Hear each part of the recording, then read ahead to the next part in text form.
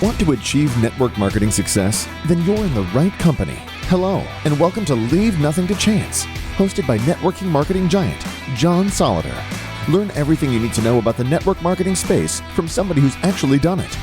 Join us every week for front row seats as we feature some of the finest and most successful personalities in network marketing. Leave nothing to chance. Join us now. Well, it is my incredible pleasure to introduce a young man that is doing some incredible, astounding things at a very young age. You know, Jack, most of the people I interview are 40s, 50s, 60s. I think the youngest person I did interview somebody a few weeks ago who was 24. And one that was 32, but a lot of times it's folks who are much older. But what you're doing is amazing, and I'm just so proud of what you're doing as we get to know each other. And it's so needed what you're doing. So let me introduce you formally. This is Jack Rosenthal. Jack is the founder of YoungInvestorsClub.org. That's YoungInvestorsClub.org. He is the author of Teen Investing, which currently, as we speak, is the #2 best-selling book in the teenage investing area on Amazon. And he's doing some great stuff. And he's speaking to us from his college dorm right now. And he is just setting the world on fire. So, Jack, I guess my first question to you, my friend, what is it like to be an 18-year-old entrepreneur and investor? Yeah. Well, first of all, thanks so much for having me on, John. Really happy to be here, talking with your audience, getting to share my story. Yeah, I get you a lot of the time you interview 40-year-olds, 50-year-olds. It's really exciting, I think, to bring some new perspective to your audience, and hopefully we can give them some value and some perspective from an 18-year-old's world. One more quick thing I just wanted to mention is this is the latest book I read, and kind of see it there, Teen Entrepreneurship, the latest one I just came out with now. Wrote it like a month ago, basically brand new, all about how you can go about becoming a teenage entrepreneur, also on Amazon under Jack Rosenthal. But anyway, yeah, so getting into my story, what's it like to be an 18-year-old entrepreneur? To be honest, it was a lot harder being a 17-year-old entrepreneur because when I was 17, I was in high school. And college is a little bit different than high school. High school, you have to be there 7 hours every single day, and you basically have to be in that building. You can't be outside of it. So it's a lot more difficult running a business, running investments, responding back and forth with email, taking phone calls, doing all that from a high school building. So I'd respond to your answer by saying it was actually easier being a 17-year-old entrepreneur and investor than it was being an 18-year-old investor. So let me ask you this, mom or dad, entrepreneurs? Dad is an entrepreneur. Dad is a finance guy. The same story I always share. I have a little brother too. He's 16, and all he wants to do is just play football. And I'm the exact opposite.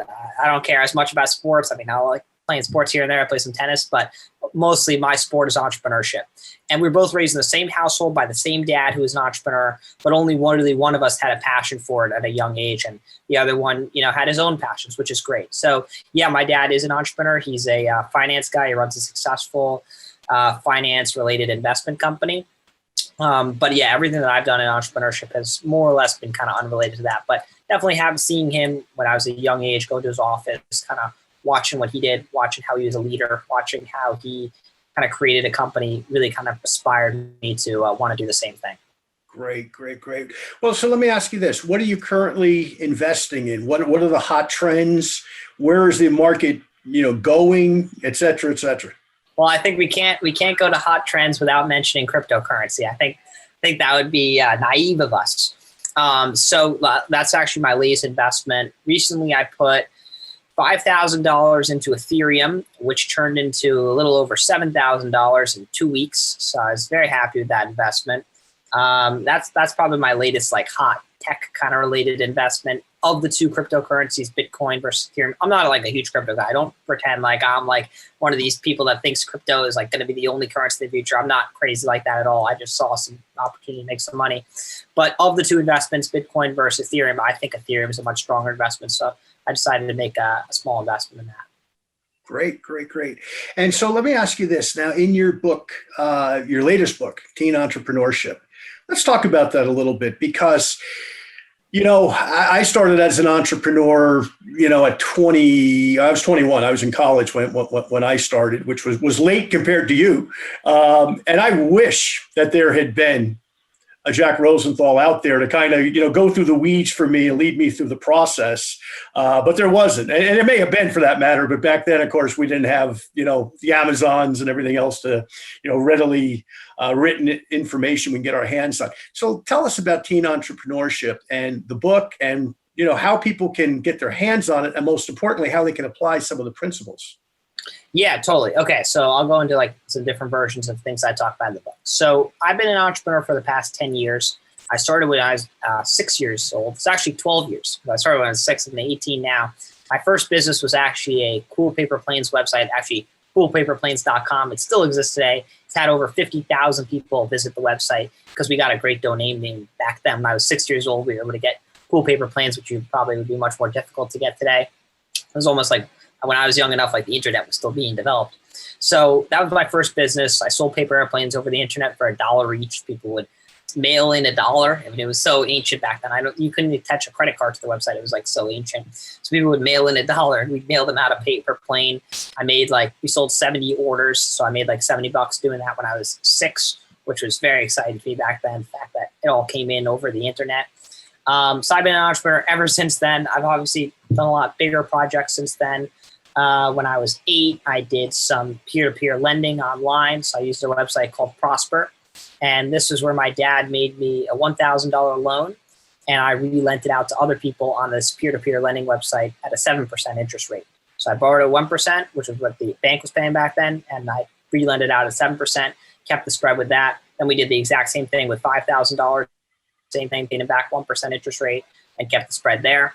Then when I was 14, started the Young Investors Club, which like you mentioned in the beginning, is now one of, if not the largest teen investing clubs in the country, with close to 100 members and over $120,000 in collective assets that the club manages. I started that when I was 14 years old, started with one member, just me, kept growing that, kept building that, sending out hundreds of emails, taking dozens of phone calls, going back and forth, coordinating, building out a team to help me manage that. Kept growing that all throughout high school. As I said, grew it to one of the largest in the country. And then when I was 18 years old, or 17, when I was a senior at high school, in my last year of high school, I decided I was kind of done with the club. I wanted to kind of pass it on to a younger generation so that there'd always be a younger high schooler running the club. But I decided as kind of like a leaving away present, I would leave the club with this book that I had written with all kind of my investing. This starts with a teen investing book, the first book I wrote, which leaves them kind of with all my investing principles, what we've done throughout the whole 4 years of running the club, our best investments, our worst investments, what we learned from the worst investments. Let's see, what else we go over? Just general portfolio strategies, general principles of investing, kind of compiled that all in a book, sent it out to everyone who's a member in the club. And then I realized, I was like, hey, wait a minute, all these principles are also really relevant to any young investor. So I published it on Amazon, had a ton of great success with that book. Much to my surprise, I didn't realize there was such a strong market for teen investing out there. But very quickly, it rose to becoming the top. And then now it's this number 2 teen investing book. We're competing, the number 1, I think, is written by Motley Fool, the giant website. So if they're pushing and promoting the number 1 book, I think having the number 2 is pretty good. And so I wrote that book, Teen Investing. And then just recently, speeding all the way up to today, about a month ago, I wrote my latest book, Teen Entrepreneurship, which kind of goes over all of what I've learned throughout running various businesses. There's a ton more that I've run that I didn't just mention that quick little 5-minute speech, but basically all the lessons I've learned from there. What I think is probably the most valuable, some key principles, and I'll even share a couple with you right now just to get your thoughts on some of them, John. Please. That I think any teenage entrepreneur should do. I purposely made them controversial because I could go down the path of the vanilla of just saying, all right, here's the basics, the things everyone knows already, but I'll just put it in a book. But I decided to go some controversial ones. So here's some of them. Number 2, don't create a business plan. Curious what you'll think of that. Let's see, what else? Number 3. And number 3 is business is really a people game more than a products and services game. So I'd be curious to hear your thoughts on those too. Because wow. I found that listen, I can only speak what works for me. And I found that throughout my whole perspective in business so far, one, anytime I ever created a business plan, the business has changed so much since then that it doesn't even make the first plan you start off with, you might as well throw out because it's so useless. And number two, the people game, I found that the relationships I've made in business are really what has brought me like value and money at the end of the day, much more so than coming up with any great idea or really being great at a particular service. Well, it's interesting because I've got now, almost 40 years of entrepreneurship on my own and working with and consulting with, several billionaires on their businesses. And I think you need an idea, obviously, always, right? What is the business going to do and what do you want it to do? Obviously, I mean, at the end of the day, business is to make profit, right? It's not a charity. At the same time, how do you get from point A to point B? But to your point, I agree 100%. You can write a business plan all day. You can pay all sorts of, Harvard MBAs to come in, pay them tens of thousands of dollars to construct one. And I haven't seen one yet that looks the same, as it morphs. Okay. So I think, having the idea, obviously, hey, we're going to sell, product A or service A. That's what we're taking to the marketplace. But from there, everything morphs. So I actually agree with you 100% on that. I haven't seen one yet that, as I said, that's ever really panned out. And I know people who spend, a lot of money developing business plans that never look the same. So agree with you 100% because to your point, a business is an organism, which means it changes, sometimes daily, sometimes hourly, sometimes by the minute, sometimes by the month, sometimes by the year, depending on the nature of the business. I agree with you 100% on that. Secondly, you're right on. You invest in people. There's people in this world that know what they're doing. And that doesn't mean that you always invest in them and you get the result that you want. But 9 times out of 10, you're going to get the result with somebody who has, as I say, got their nose bloodied before in a certain space. They're not guessing at it as they go into it. So some of the investments I've made over the years are in very experienced and seasoned people. And I'll give you one, that didn't work. And I won't name the brand, obviously, because you may or may not know it. But people from the Northeast, you probably would, to tell you the truth. It's out of Boston. But having said that, it was a very experienced guy who was part of a huge IPO back in the early 90s, had been extremely successful in the particular franchising model that he had. And unfortunately, it just didn't happen. But having said that, 9 times out of 10, I would make the same investment today based on the pedigree of the guy running the business. So it's kind of like, maybe this is a bad analogy, but if you go to the horse track and a jockey has won the Kentucky Derby and been extremely successful, you got an idea that guy's probably knows how to ride a horse pretty well. So there might be other horses in the race that have better odds, but I'm going to bet on a jockey that I know has been to the finish line a few times most of the time, and most of the time that's worked out well, and sometimes it doesn't, but most of the time it does in my experience over the years. I mean, there's a quote, it's like experience beats everything. Yeah. I couldn't find that to be true more often, because when someone's experienced, they've been through all the hurdles already, the things that you don't even know that you're supposed to know, they've been through them. So yeah, I mean, those are some of the key principles I talk about in the book. And just kind of go back to the book. Yeah, I think it's kind of knowing those principles early on really is kind of like going through all the mistakes. That's everything that I made mistakes in the beginning, just like you made a mistake with that one guy. All the mistakes that I made, I know it's hard to believe I'm only 18 years old. I already made, tons of mistakes before. Had some successes too, but a lot of mistakes.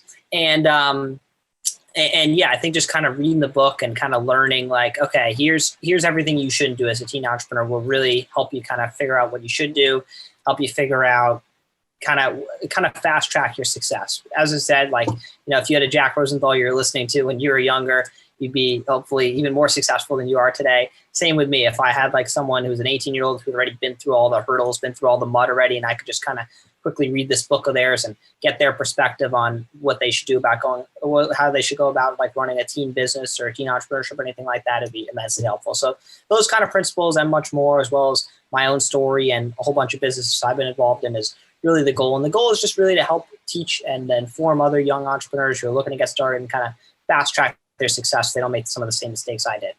So let me ask you this, Jack. Obviously, your dad's been a mentor to you. Who else do you look up to in terms of, be it the investment world or the business world? Who are some of your mentors? So would you say people that I know or people that I don't know? I mean, whether you know them from a distance or, if you know them intimately, that's great as well. Yeah, well, I mean, like people like, I don't know, like would be like Warren Buffett, like, someone like online who I looked up to. There was one, what's the name of the guy? I like Munger. I think Charlie Munger's is great. I like the Koch brothers. I read their book. I think that, or the Koch brothers. I always get it. I think it's Koch brothers. Yeah. I really like them. Their business principles and their management principles, I think, are amazing. I think that, using some of those when I get older will hopefully be really valuable. I like Jack Welch. These are all guys, books I've read, and they've kind of taught me from a distance. I haven't got to meet them. One, I'll tell you, local guy, someone that I actually know. Story of how I know him is a long story to get into, but I know him. He's a very successful real estate developer in my town, an old Italian guy, and I've been working with him and hanging out with him ever since I was like 14, something like that. And I would go tour around construction sites with him when I was younger, and he'd kind of always be there teaching me. He kind of took me under his wing when I was a lot younger, and he taught me a ton about the real estate business. But he also taught me a ton about business in general, just the way I'd watch him negotiate with contractors and watch him, like deal up legal contracts, the way I'd watch him yell at people when they made mistakes. I mean, just everything. And I was just like this young, 14, 15-year-old kid just standing there behind him watching. And he built up like a really impressive real estate portfolio in my town, starting from very little. And yeah, getting the chance to learn from him and talk with him. And now that I'm a little bit older, 18, we're kind of like friends now. I can call him up anytime I want. And, if I want advice or something, he's always there for me. So he's really been a mentor of mine, and I'm really grateful to have him in my life. Great. Yeah, it's funny that you say that because it was an older Italian guy that was one of my mentors. I went to Seton Hall, not too far from Tarrytown in New Jersey. Class of 83, a long time ago. But it was funny because my father was an electrician by trade. So during this guy was an electrician, actually. He started off as an electrician. Great people, electricians. But there was an older man who owned the contracting company that I would work for during the summer that my father worked for. And his son and I became friends. His son had gone to, I forget if his son went to Seton Hall or to St. Peter's in Jersey City. But anyway, and he said, why don't you come home for dinner one night and meet my grandfather? And I said, great. And his grandfather, the guy had to be 90 years old. And he's sitting in his shop and he's separating all the stuff that would come back from the job sites that day, the wing nuts and the various different things that the electricians would use during the day. And he was, putting them in coffee cans. And I said to him, I said, what, why is he doing that? I said that to his grandson. And he said, oh, why don't you ask him? So I did. And very simple answer. He said, if you take care of the nickels and dimes, the dollars will take care of themselves. And I never forgot that lesson. It was just such I was a little older than you are now, just a couple of years, but it was one of those things where I'm looking at a guy, he owned a bank, by the way, in addition to electrical contractor businesses. And I said, you know what? That was a good lesson. Take care of those, those pennies, those nickels and dimes, and the dollar bills you'll take care of as well. I guess was great advice. So, but let's talk a little bit more about the club itself. Okay, because what you're doing, Jack, is you're providing, and you know this already, but for our listeners' sake, you're providing a very necessary thing at a period of time where young people need direction, maybe more than ever coming out of this pandemic and everything else. There's so many young people with immense talent. They know how to, launch the space shuttle on their iPhone, but they're saying, what the heck am I going to do with my life? And, that 40 years in a gold watch, that hasn't existed in a long time before the pandemic. And a lot of them are looking and saying, okay, I go to work and I do whatever. I build a business, I build a company, I built a sales organization like I've done over these many years, whatever they choose to do, real estate, whatever it happens to be. And they say, but I have no idea. Once I pay my taxes and I pay my mortgage or my rent and my car payment and all the other stuff I got to pay, and I've got this discretionary 10% of my income that I need to invest. And they come to you, they trip across your site and they say, okay, what do I do with it? How do they get involved? So, okay, let's say I think the best path would be like, okay, open up your own investment account, because the club is a great way to invest alongside other teenagers. But even for the club members, like a lot of them, most of their money is invested like their outside account. They take a lot that they learn from the club, but then they use those principles to invest in their own stock market portfolio. So So this is a great example. And I always say my first book, Teen Investing. But by the way, so everyone that I've written, in case you're unclear, I wrote 2 books, Teen Investing last year, which has become the bestseller in the teen investing category, Teen Entrepreneurship this year, which is my latest book on entrepreneurship. But in the teen investing book, what I talk about is you need to bank your first $5,000. I've gotten a ton of criticism for this. Oh, Jack, it's too much money. Oh, you can't expect teenagers to have that, blah, blah, blah, blah, blah. But the truth is, if you work hard, if you work during the summers, you even work at a $10, $15 an hour job, and you have the will and you have the want, there's plenty of places that are hiring teenagers, caddies, local shops. You start your own business. Even if you're just making a few $100 a month, you can very quickly get to $5,000. It's not a difficult thing, especially in 4 years of high school. And even if you start in middle school too. So I say the first thing you should do before you even worry about investing, you shouldn't try to invest like $100. Like there's no point in doing it. You're going to make $5, $8 a year on that, which is not going to get anybody, even a teenager, excited. But $5,000 is enough to start off with. Or okay, the profits from the investing that will actually get you excited, and they actually can contribute to you in a meaningful manner. So your first step is you have to bank $5,000 or more. Then the second thing I would do for any teenager out there is open up a trading account. I personally use Fidelity, but it doesn't matter, whichever one you want to use. I would caution possibly against using Robinhood.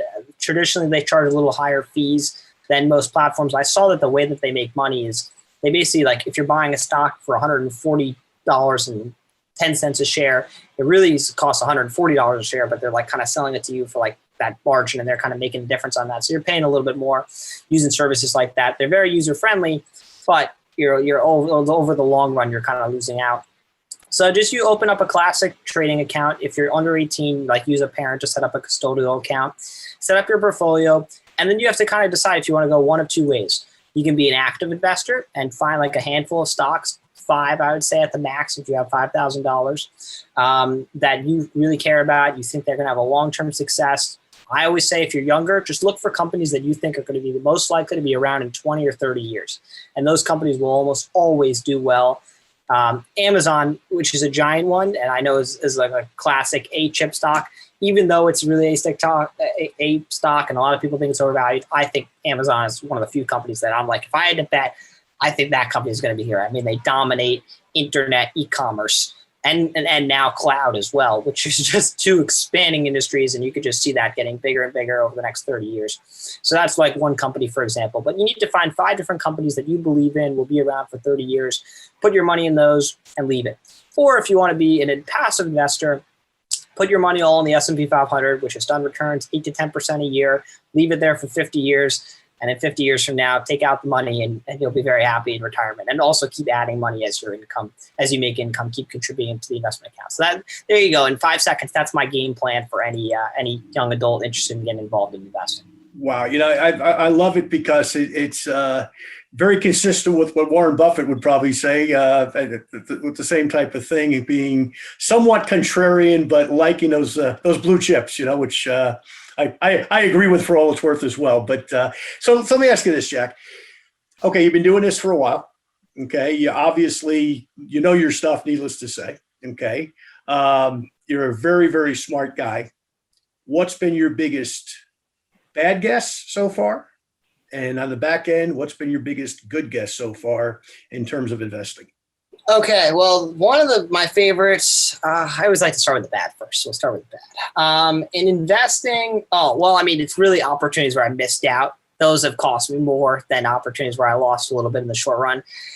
I mean, it's just painful to speak about these, but Shopify, I bought 5 shares of it at $100 a share. And this was when I was younger, so that money meant more to me then. And the profits on it would have meant even more to me then. And now Shopify is worth $1,000 a share. I would have made $4,500 in profit. But because I was an idiot and, I was getting worried, so I bought it for $100 and I sold it for $96. So I actually lost money on it. And if I'd waited just a year and a half, I could have 10 times my money. So I was very angry about that. And I saw that Shopify was a great platform. I was a user of theirs at the time. And I saw this is a great infrastructure. I could see this company being worth a lot more money than they're worth today. So that's probably my biggest opportunity to miss out. One of the successes has probably been like for the Young Investors Club. I mean, we invested in some weed stock. I think, we put like some money in it and we doubled it in like a month. that was probably our most successful investment for the Young Investors Club. So there you go. One loss, one win for you. Well, all I can say is this. Age has nothing to do with investments, because I'm laughing because I'm thinking of some of the things I've done similar, where it's like, I panic. It goes up a little bit. It's like, take the profit. And then the next day you go, it went up again. And then there's other times where you hold it and you go, oh man, it tanks. So yeah, I'm with you. I think everybody who's going to listen to this has a few of both, the good and the bad. But nice thing is, at 18, you got plenty of time to make a few mistakes here and there, So let's stay on the club though, because, let's talk about some of the people. Are they mostly kids that obviously have an interest in money and investing and entrepreneurship and the market and all that sort of thing? But let's talk about the kid who knows nothing, okay? The kid where mom and dad are just not business people. Mom and dad, have traditional jobs, nothing wrong with that, right? Good hard workers. But investing isn't talked about at home, for example. And all of a sudden, the kid hears from maybe a friend about, what you shared earlier about Bitcoin and some of these different things, and they get excited, and they come to the club. What happens? What's the that's the process? Obviously, they know the process already, right? Go to the site and sign up, needless to say.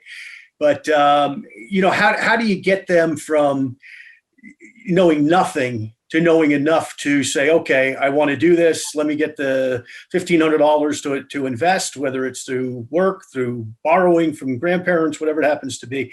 Tell us some of those stories, because I think that's really interesting what you're doing with that. No, I think that's really useful. And I'd say that kind of kid, there's a kid that bought my book that's like in a very similar situation to that. At the end of my book, Teen Investing on Amazon by Jack. You got to keep reminding people. I got 4 of them. I responded to the whole call. I'm going through books. Yeah, exactly. So Teen Investing, Jack Rosenthal on Amazon. One kid who bought that book, I gave my email at the end. And at the end of the book, just for him, like, hey, anybody wants to write me, here's my email. So one kid wrote in. He's very similar kind of situation, blue collar family, like both his parents, I forget exactly what they do, but they're just like typical jobs. And he's like, hey, how can I get involved in investing? And so is your question kind of like, when a kid like that comes to the club, like, what is first? Okay, gotcha.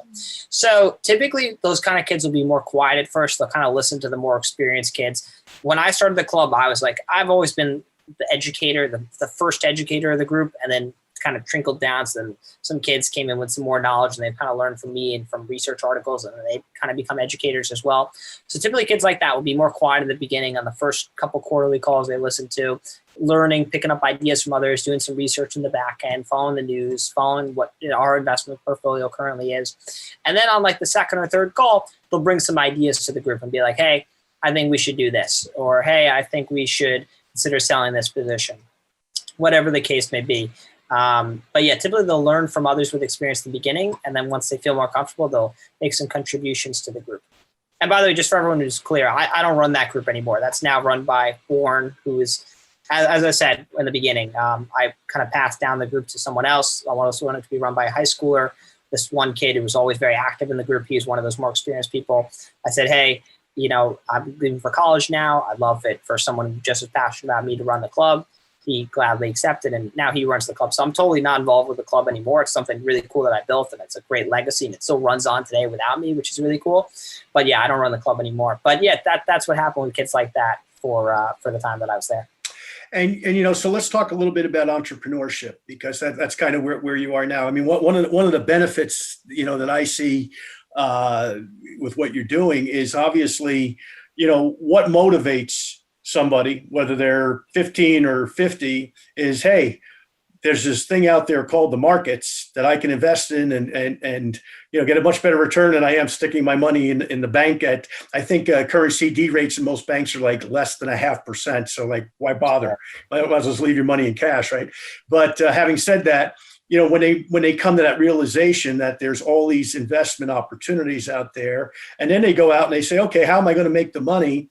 And they get motivated maybe to start a business, whether it's something from, cutting lawns if they're real young, or shoveling snow if you're in a place with snow, to, starting all sorts of businesses. And I think what this is doing, and I'd love your comment on this because you've lived this, I'm just guessing at this, is it spurred on a lot of young people to go out and become entrepreneurs and start businesses, probably as sole proprietorships at first, and then grow them from there. So I'd love your thoughts on that. Yeah. So I've probably gotten the chance to see a lot more young entrepreneurs than most people, either kids that I've gotten in touch with online, kids that are way more successful than me. I mean, there's some kids online that have made literally $1 million+ before the age of like 19, which is just incredible to me. And I've gotten the chance to like see those kids as they were growing up.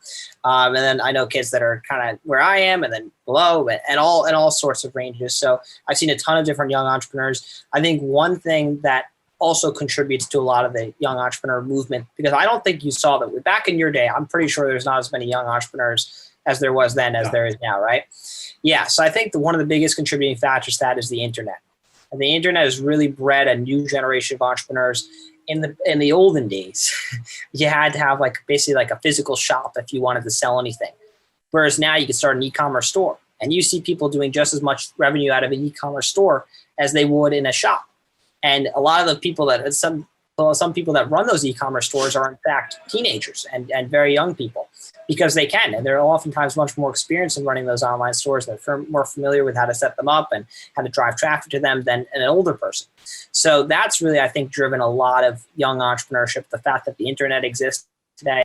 And then I think that there's also, because of the internet, in addition, but a different reason, there's a lot more people like me out there, and there's a lot more older people online and on YouTube that are educating young people and saying, hey, here's how you start a business. And you can literally learn how to start a business when you're 16 years old or 14 years old now, just off YouTube. You don't even need to go to college or at all. So I think between those two different things, between online education for free on YouTube and other platforms, and also the internet allowing teenagers to start businesses, I think those two have really contributed to this whole new generation of young entrepreneurs. You know, Jack, when I watch Shark Tank, which I'm a huge fan of, I'm sure you are Me too. Yeah. I mean, and I've told, like, I have a friend, for example, that would fit that blue collar model 100%. He's got 5 kids, and he since has started his own business. He's very successful in it, fortunately. But I told him, and he said, where do I really learn business? I said, you watch Shark Tank, and you'll get a way to think. But where I'm going with that question, there was a little boy, I don't know, 4 or 5 years ago, who made bow ties.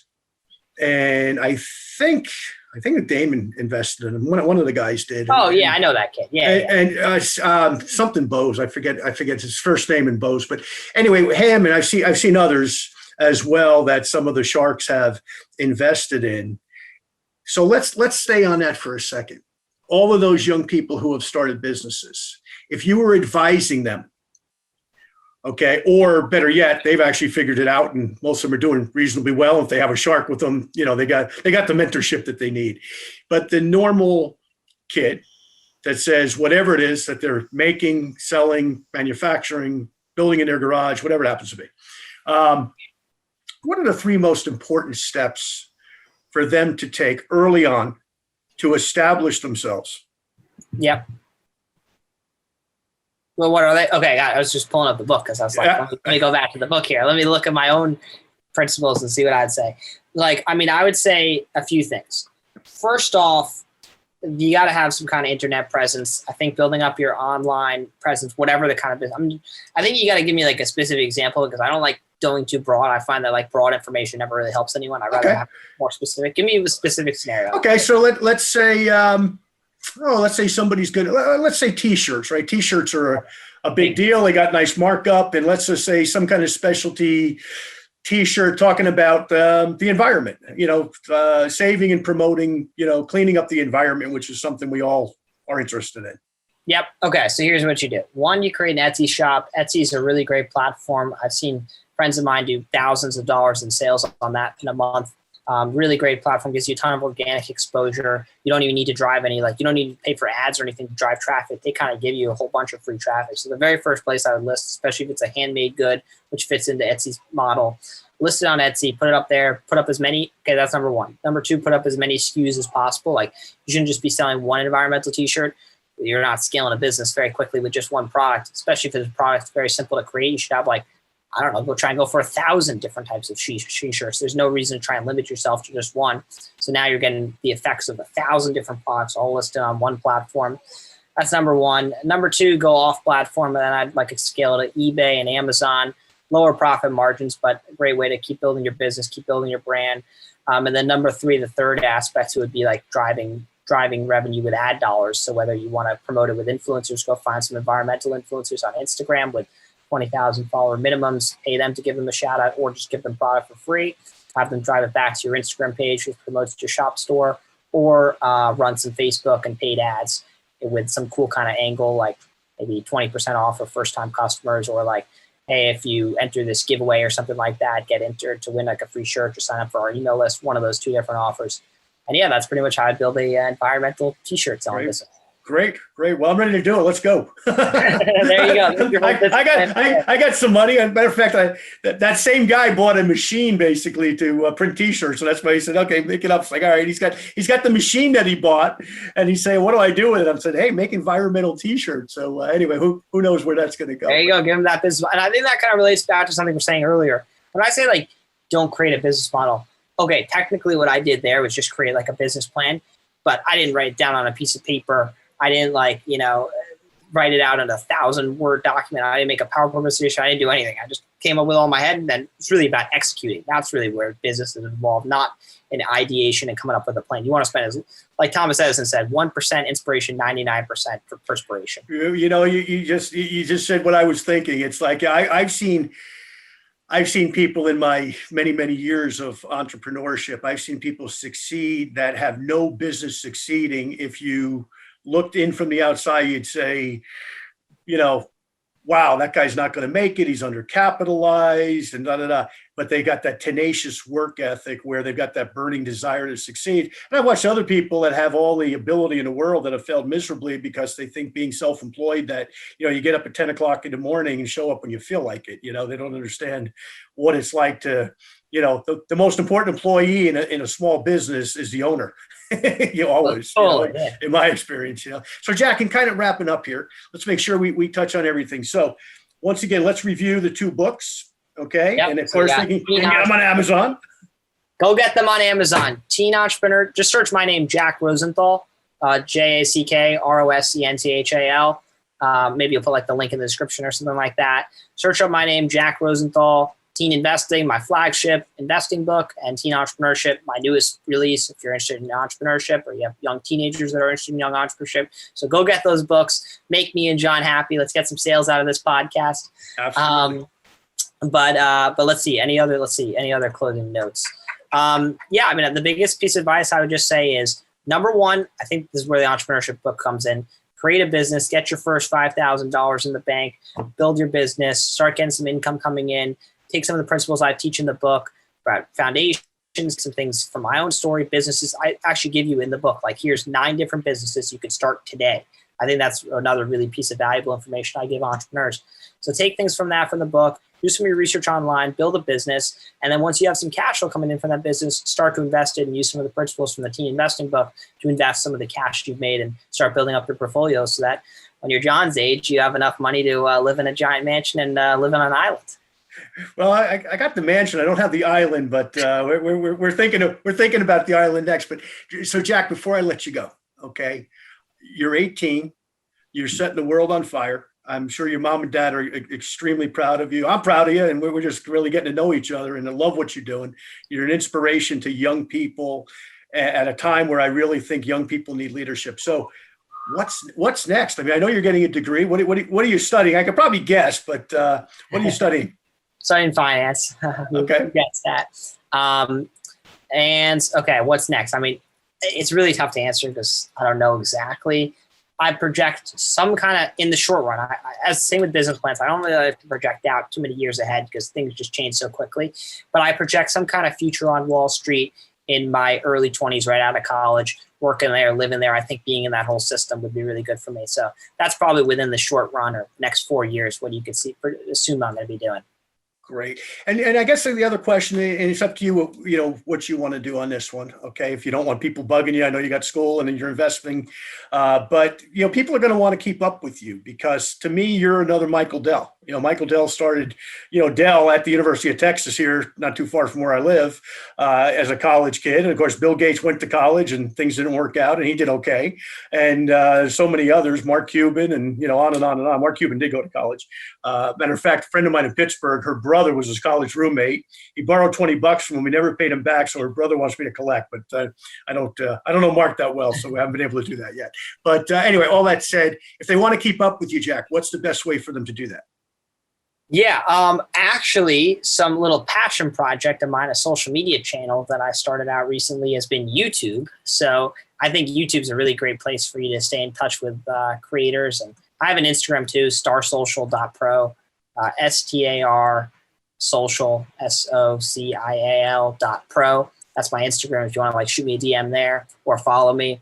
And then also my YouTube, I think, is a really cool channel for young entrepreneurs. It's a little strange. It's actually under a different name. It's under Jimmy Duke, JIMMY space Duke. It's a little bit funny, but I created it when I was 17, so I didn't want to put my real name on YouTube. So I came up with this kind of fake name, and I just haven't gotten the chance to change it yet. But Jimmy Duke is my YouTube channel. So yeah, if you want to subscribe to me there, go ahead and do that for some cool content. Follow me on Instagram, starsocial.pro, and most importantly, go get my 2 books, which will help you in basically teen entrepreneurship for when you're starting a business when you're a lot younger, and then teen investing, both on Amazon.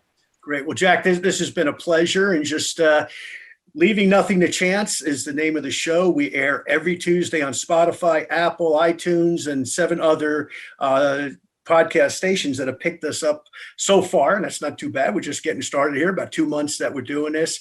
The name of our books, Leave Nothing to Chance, which you can also get on Amazon, and of course, Moving Up 2020, which was Amazon bestseller about a year and a half ago. Jack, I wrote a book in 2019, and I'm thinking 2020 is going to be this amazing year, and it certainly was, which is why it was Moving Up 2020. But we know the way that turned out. But Jack, I want to thank you again. I just got to say, John, I absolutely love the name of your podcast. That was one of the, when I came on here, I knew I had to mention that as one last key thing.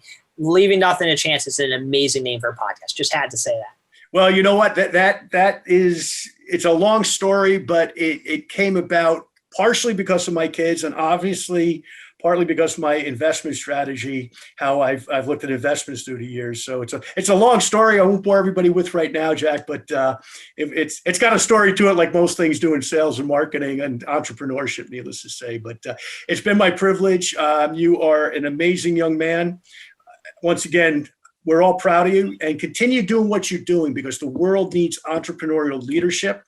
You're the next generation of it. You're going to do amazing things in your life. I have no doubt that I'm going to be reading about you in Fortune and Forbes and all sorts of things down the road. And maybe you'll even be sitting in one of those chairs. Mark Cuban and some of those other guys getting up in years. So they're going to need some replacements with some young folks with some great strategies. So I think you're going to do some amazing things in your life, my friend. So appreciate the podcast again.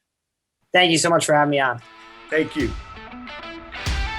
Thank you for listening to this week's episode of Leave Nothing to Chance.